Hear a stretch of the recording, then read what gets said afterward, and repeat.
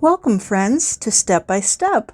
This week we're taking a case that I got from Amazon, a piece of furniture, which is a rolling piece of furniture, and we're transforming it to fit into a little bit more industrial vibe. This is kind of the look I'm wanting it to fit in with and feel at home. So those are goals for a studio space in the future. So I got it from Amazon, and I will put the link down below. But look how good they packaged this. I was really impressed. I knew it was going to be pressboard furniture. I knew it would be laminate. I knew all that going in, but you know, you always worry because I got a piece of furniture one time delivered, and I did not heed the comments that everybody was saying that the corner came in chipped. I took my chances, and it was indeed chipped. There's all the parts and pieces and the wheels, and I actually did go through and unpack everything and went through the book and matched up everything to make sure I had all of the pieces before I started. I was also impressed that they gave you extra screws and bolts and everything, you know, because you always inevitably lose some. So actually I didn't lose any, but it was nice that we had the extras. And then, of course, the instruction book. So I got busy. I read the instruction book first, but it said you have 2 people, but I knew that I could do a lot of it myself. So I had, Tamara was coming in later in the day. So I thought, well, I'll go ahead and get these drawers done. So I did. And the sides, I did as much as I could by myself. The instructions were pretty easy. I have to admit that there weren't too many words. It was more pictures, which I guess was kind of good when it all comes down to it. There were notes that it would tell you. So, you know, like for instance, not to install the bottom one, to do that last.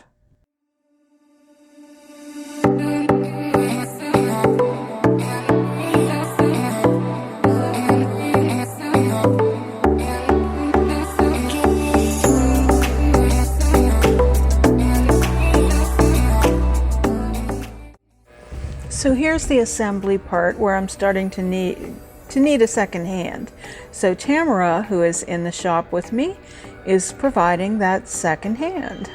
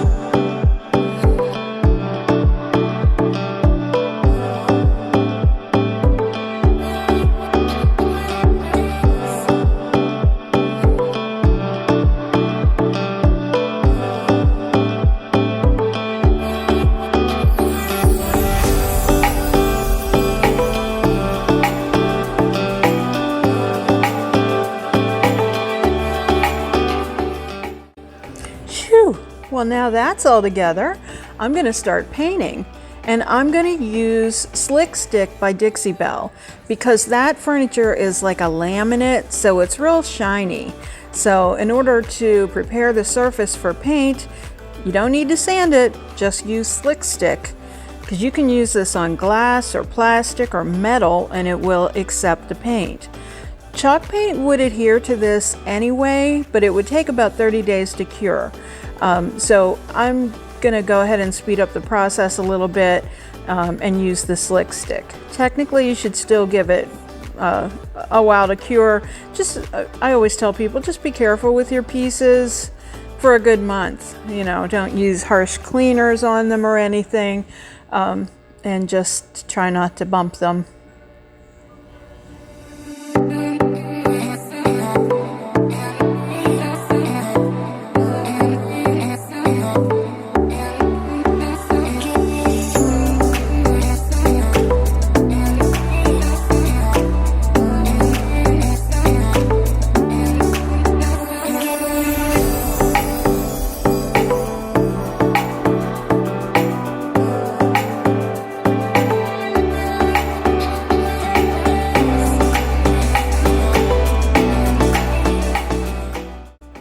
And next I'm painting the entire piece using Dixie Belle's Juniper.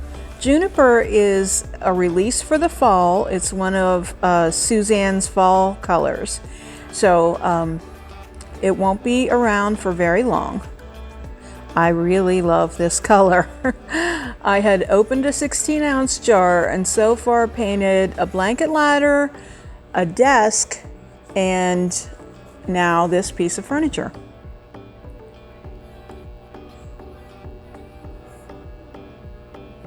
The blanket ladder and the desk are for sale, but this piece is for me.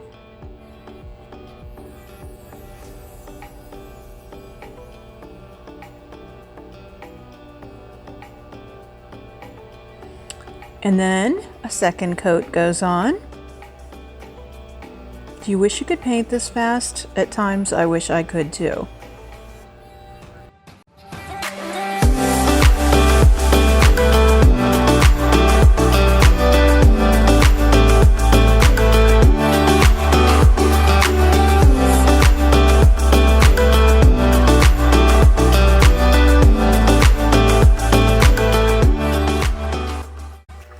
When that's dry, I'm going to use Patina paint in copper. Yes, this is an old jar and an old brush. I need to put my lids on better. That's what I need to do. But the paint is still good. So I'm using it just around the edges, and I'm using this old brush to just kind of stipple and dab the paint where I want it. I just want it to look a little rustic, like it rusted a little bit around the edges. Now we all know wood doesn't rust, but we're going for an industrial look, and it just gives it a really cool look around the edges.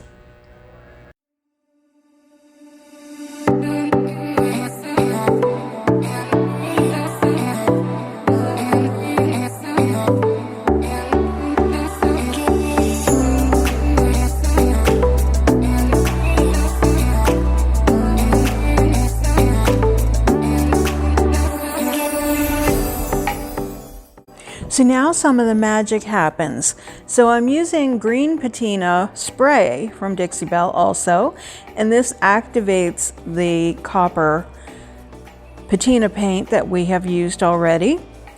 And I did store this one correctly.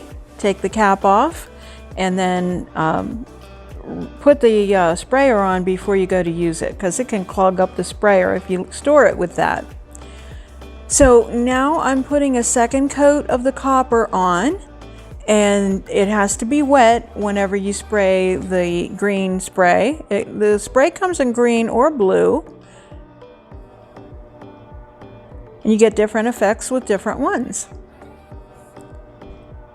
And the patina paint also comes in iron and bronze. Really fun to mix everything up. Okay, so now I start to spray, and even though I did store it properly, for whatever reason, I had trouble with the sprayer. So not to let that stop me, you'll see after a few tries, it does spray a little and it drips a little, which I didn't really want. So I end up taking the cap off and using a paper towel, put a generous amount on the paper towel and dab at it. I have used the dabbing method before as well. Sometimes when I spray and it comes out really generously, I use the dabbing method to get some of the spray distributed. And also it helps it to rust quicker, if you will.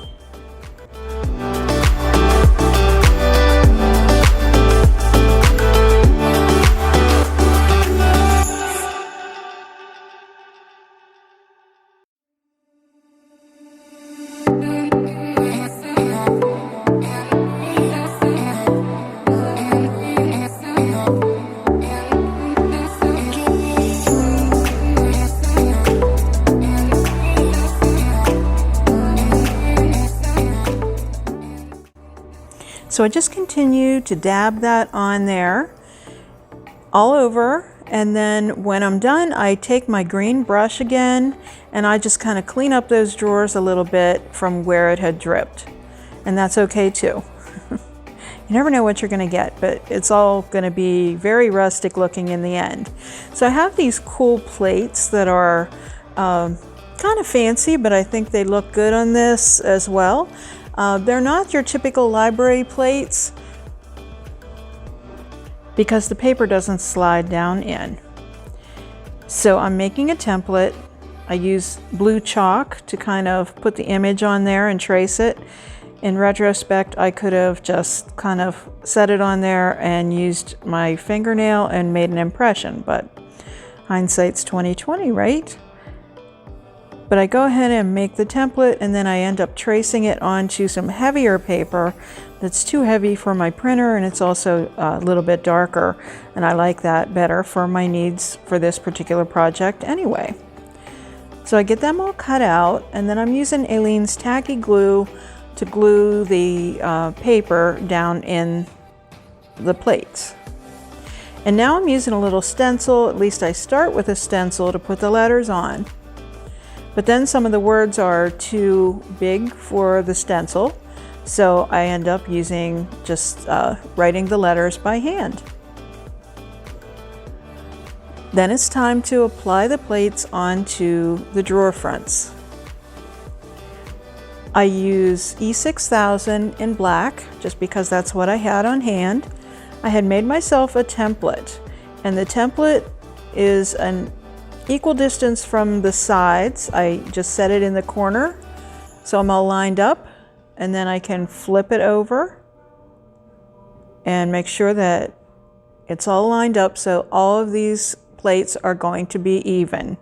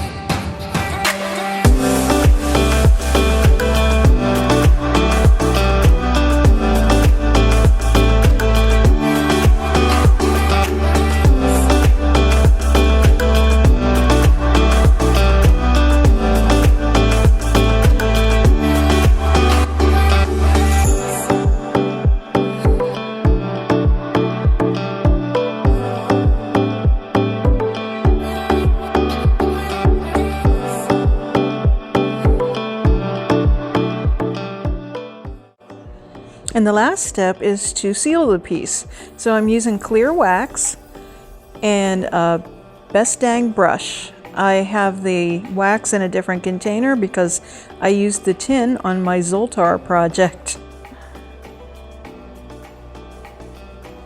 Clear wax is easy to apply.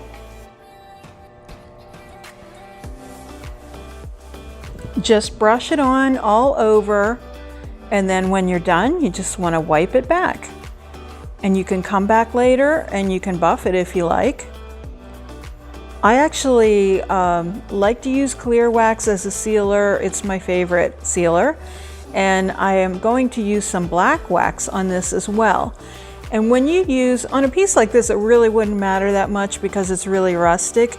But sometimes on other pieces, if you intend to give it a little character with black wax, if you don't use clear wax first, it can be a little out of control and you can get it kind of too dark or in places where you want it or don't want it. And then the black or the clear wax helps you. You can kind of use it as an eraser and get rid of it. See, it's kind of, I want to come back in and just kind of buff a little bit, a circular motion, but you can do that a little bit later. So see, first of all, my brush is amusing because it was a long-handled artist brush that the handle came off of. So I'm just applying that dark wax around the outside edges and just putting it, wiping it in with the rag.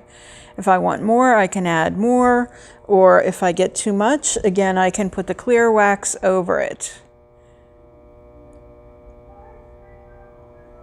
But I apply that all along the front, and again, wipe it back.